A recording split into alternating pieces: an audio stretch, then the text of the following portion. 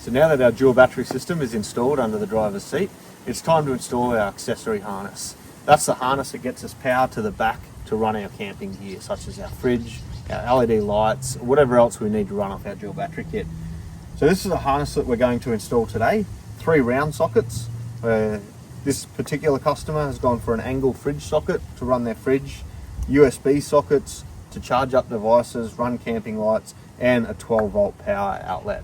It's a good chance to have a talk about some socket options. Now, these are flush mount sockets, which means that we have to drill the holes into the interior for the sockets to mount into position, but it makes them sit nice and flush on the panel work there. Now, always you want to check in your particular vehicle. They can change from model to model, but in this case, we've already taken these panels apart. We know that there's depth for these sockets to go into here. This is the location that we've chosen today for these sockets. 3 round sockets sitting in there.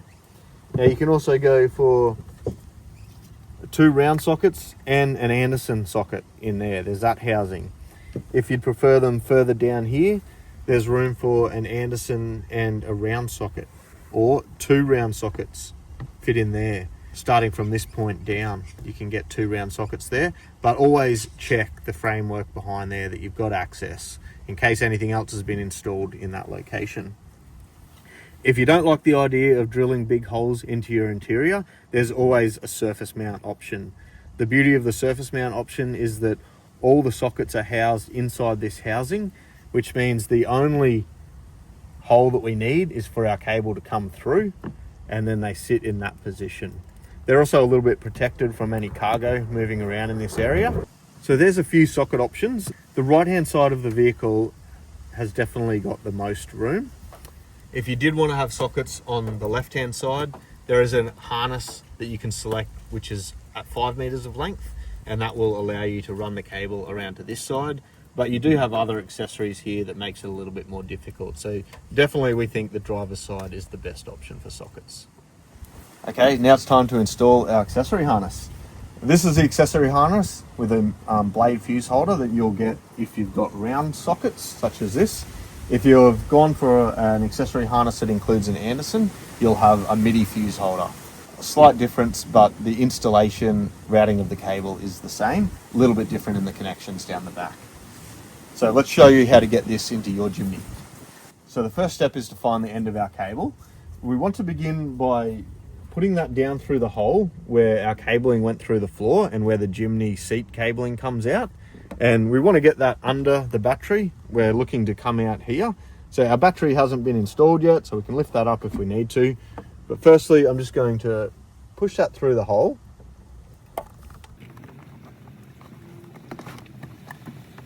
Push a little bit through. And then see if I can get my hand under and feel it. Which I can. There's our cable. So we'll just pull it through under the carpet. And you'll notice it has a certain amount of sleeving on it. That's designed to get us to this point. So we want to pull that all the way through until we see the sleeving here.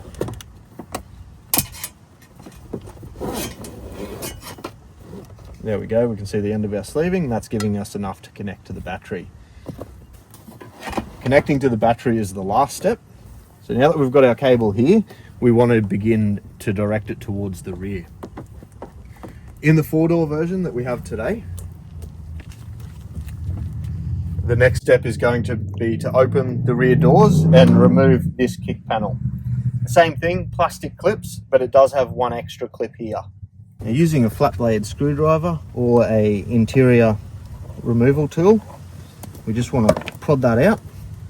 Just a plastic clip that pushes in, and then we can use our fingers to prop this up. Once again, if it's a bit difficult, we can get a screwdriver under there, but usually just getting your fingers in under there.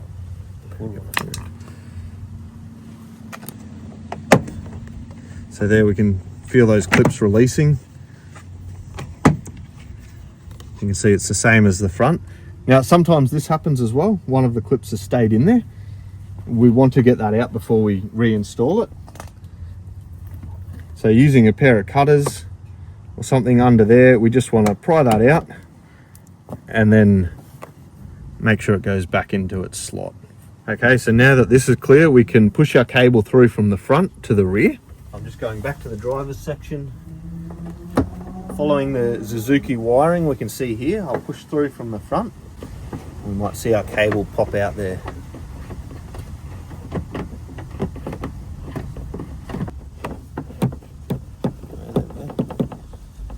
Okay, so I can see it moving there. Must be just here somewhere. Okay, I can feel it. Lift my finger through there. There we go. So our cables come out in the rear.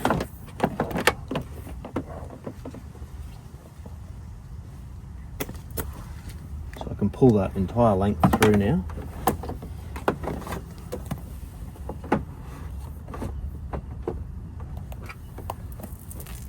Making sure it's not too tight in the front.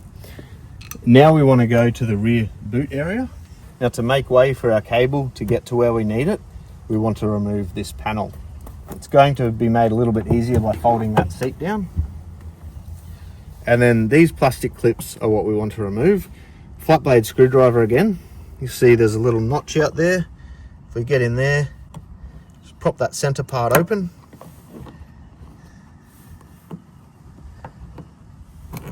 And we can prop him out. So we just pop that top up. Comes out fine. To reinstall, we just push them in that position and then push the center back in. So I'll set them aside for now. One up here, one down here, like so. And now it's just plastic clips that are holding that panel in now. So we don't need to get it fully out, but we just need to be able to get our hand in there, release those plastic clips.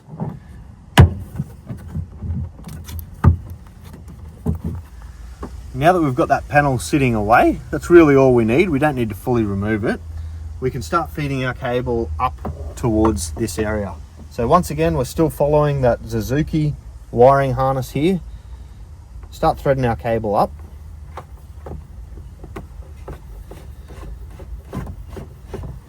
And you can see that cable has already come through, so I'm just going to pull that. So we've got the full amount sitting in there, and then I'm just going to pull back the right amount so that it sits nicely on the Suzuki harness through that footwell and towards the front as well.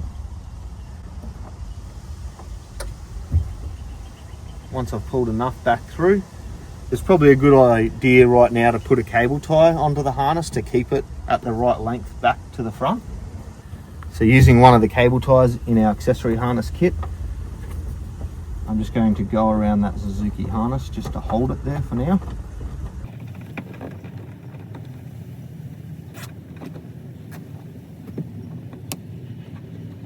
And then we can make our electrical connections in the rear.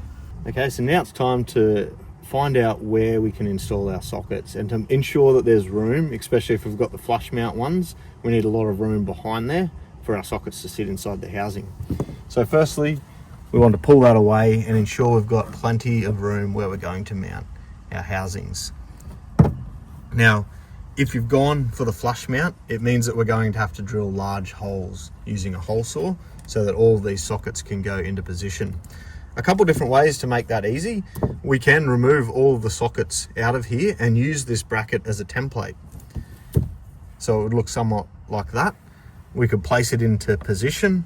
We could use a permanent marker to mark all of our spots. Another option is to decide or mark the center of the furthest one and then measure how far apart each hole is. So we've got a 45mm gap from that outside edge to that outside edge, which means they're 45mm apart. So if we'd marked that one, we measured 45mm, drill our 3 holes. Now the best thing I think is to use that as a template. So I'm going to butt that right up against there, probably bring it flush with the bottom of the grill there, just to make it all line up. I have made sure that I can get my sockets in there. So what I'm going to do is just draw these holes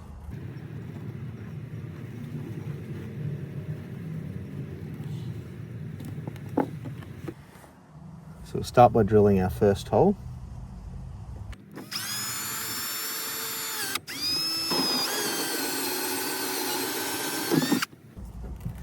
We can just clear some of that plastic away. We'll drill our second hole.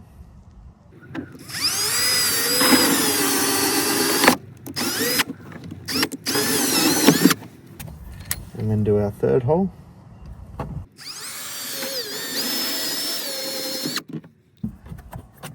Cleaning those holes up. So now we just take our sockets or our wiring off.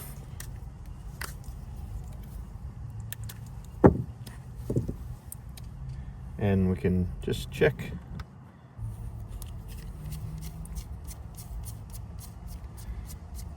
So we take our wiring and our sockets out now.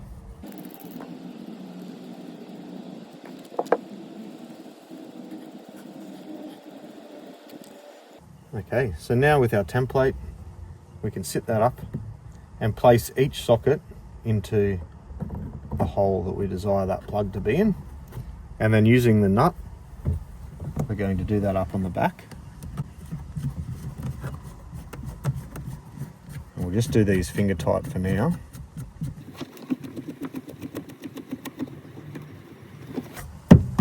In the center, I think we'll do the USB on this one.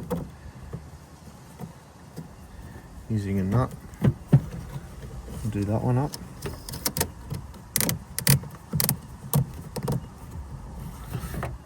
And on the outside, we'll have the 12-volt outlet.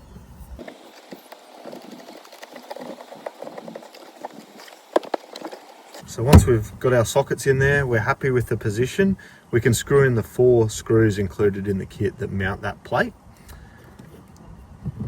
We also want to,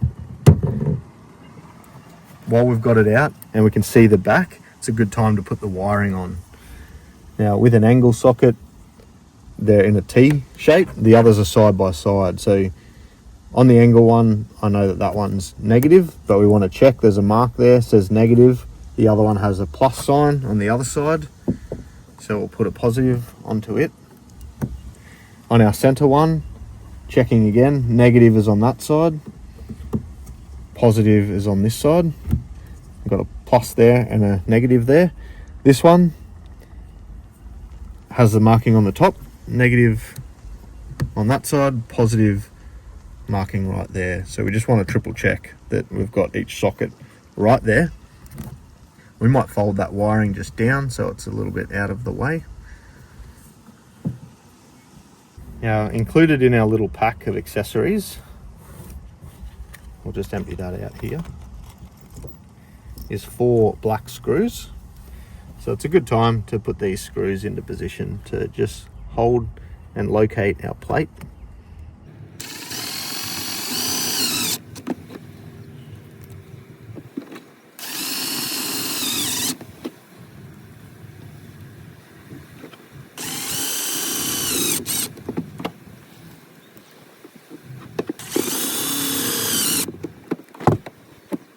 Okay, so now that we've got our plate mounted, we want to make sure that our sockets are done up fully tight now and held nice and secure into position.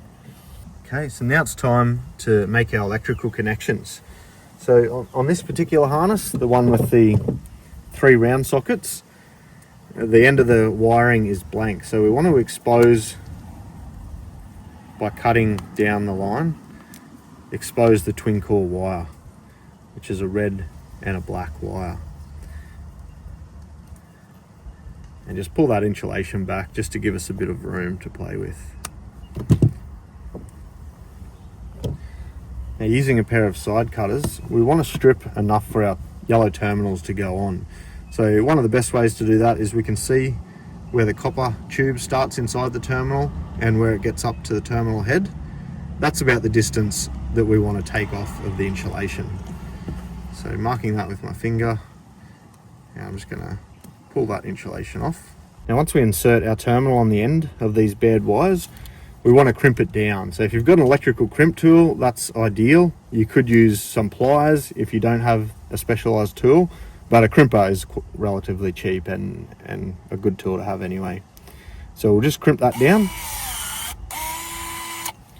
Do the same on the other terminal.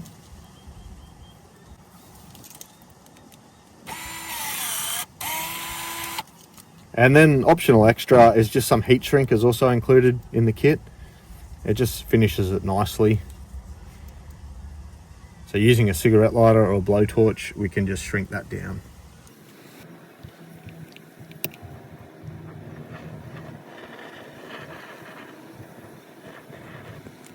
So now that we've finished our terminating of the cable, we want to find our two piggyback terminals.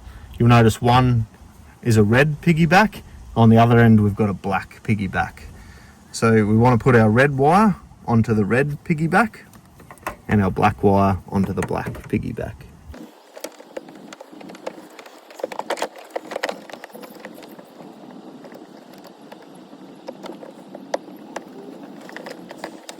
Okay, so now that we've made our electrical connections in there, we can secure our harness using some of the cable ties supplied in the kit.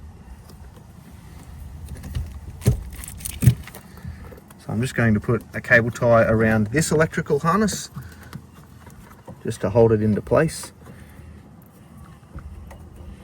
Now we don't want our wiring to be too tight here, so I'm just going to get that cable tie around first.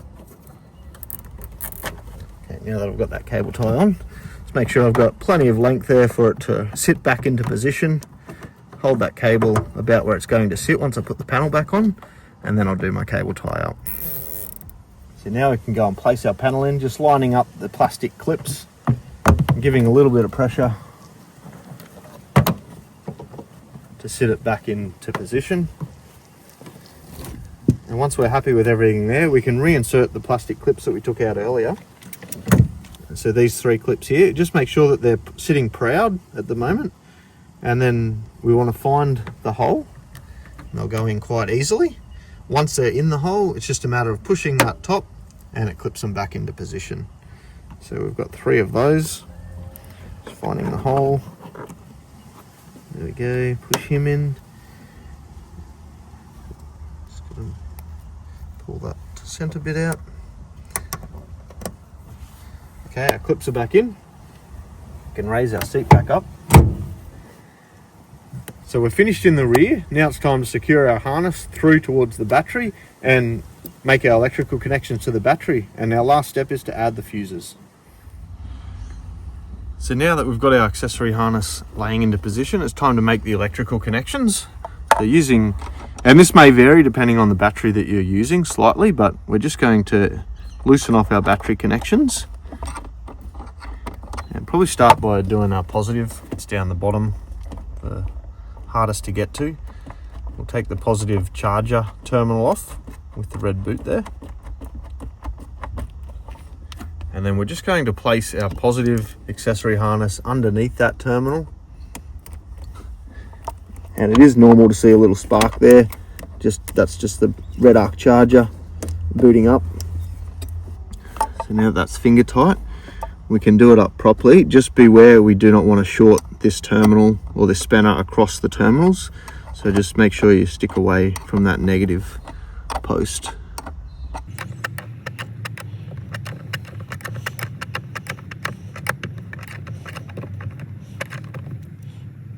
So positive's nice and done up. We don't want to go too tight on those lithium terminals. And then pull our rubber boot over just to ensure that that positive stays nice and insulated, protected. Now we can move on to our negative.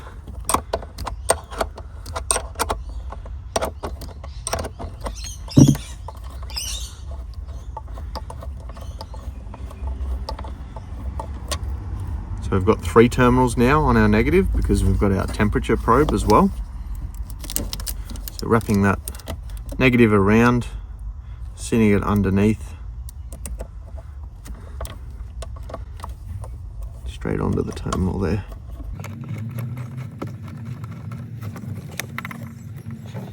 And then we can do that one up tight as well.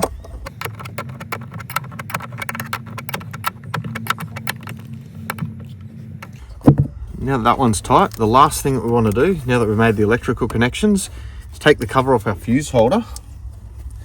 And in our pack, there would be 2 fuses. So one's just a spare.